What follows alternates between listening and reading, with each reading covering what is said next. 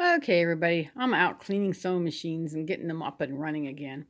This one is a Singer. I think it's called if I can get really close. There we go. Oh man, it's all fuzzy.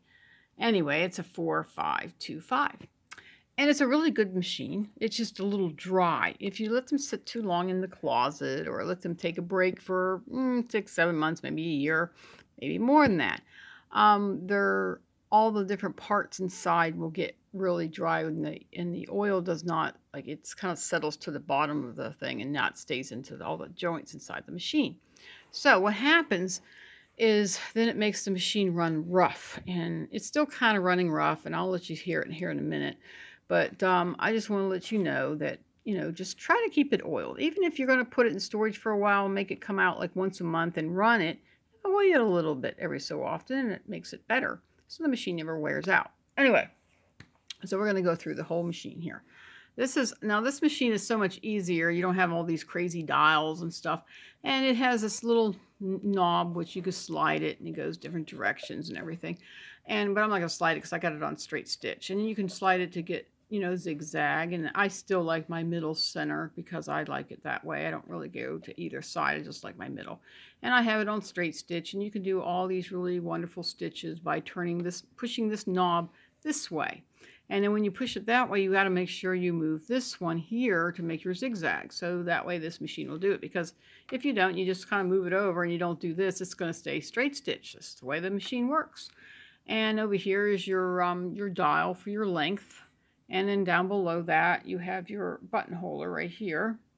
And then this is a really cool button. This is if you wanted to make the stitches tighter or longer. And it just makes a better design for these up here. Anyway, let's go continue on. Okay, I had reset this tension. She said it was all clogging down here, which is, sometimes happens.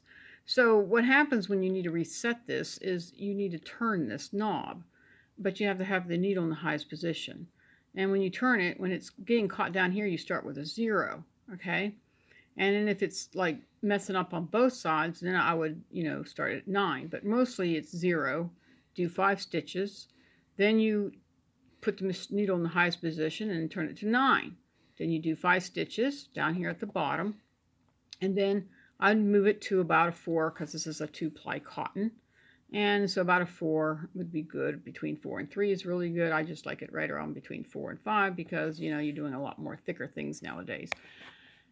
Anyway, let's go on. And up here is your rewinder. This is a nice little cool machine. If you go over here to the part here, you just pushed on this little knob right here. And that one won't run the machine, but it runs the bobbin. And then when you're ready to run the machine, you pop it back, which I like about this machine. And so when you put your bobbin in here, you would run your thread here and around. You got around this, like twist it and go around to the bobbin on this side, and then you push it in. And when it usually gets done, this little knob, not knob, but lever will pop back, or sometimes doesn't. You can watch it so you can pop it back.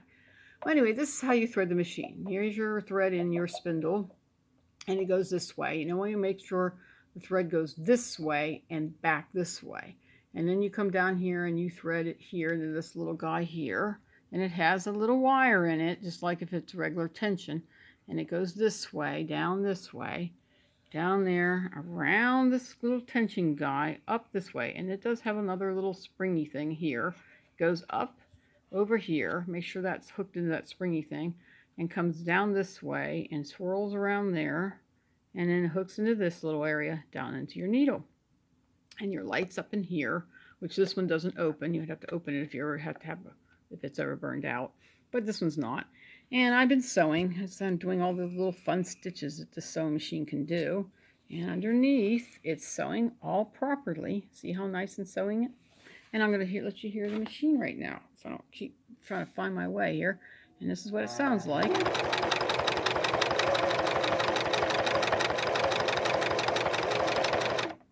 And then make sure the needle's in the highest position. Tap it up, like I always taught you. And then lift this guy, bring this around, and hopefully this will focus. Sometimes it will, sometimes it won't. And see, it's sewing nice and proper. Nothing's messing up. Everything's going good. And but this machine's ready for pickup. I had just mostly oiled it. It really didn't needed that much cleaning. It had maybe one little dust bunny. Other than that, the sewing machine is working great. The lady that's going to be using it is going to be able to make her family her mask. And I hope you enjoy it and have a blessed day and keep following me here on YouTube. Have a good day. Bye.